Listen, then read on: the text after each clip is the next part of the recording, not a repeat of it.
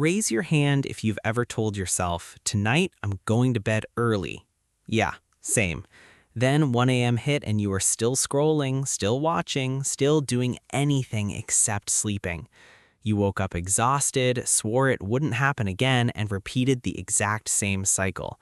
That's not laziness, that's your body laughing at your intentions. But here's the truth.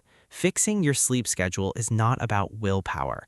It's about biology, and biology is surprisingly simple to hack. Most people think sleep is about going to bed earlier. That's backwards.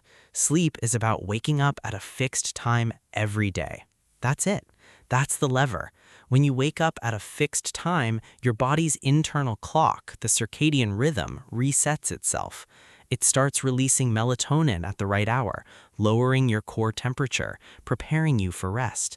But if you wake up at 10 a.m. on Saturday and 7 a.m. on Monday, you're giving your brain jet lag twice a week, and that's why you can't fall asleep on Sunday night. So here's the rule. Pick a wake time, one time, 7 days a week, no exceptions, not even weekends.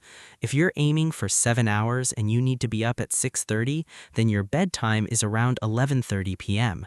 But the wake time is non-negotiable. Do that for 3 days and your body starts to cooperate. Do it for a week and you won't need an alarm. That's the first move.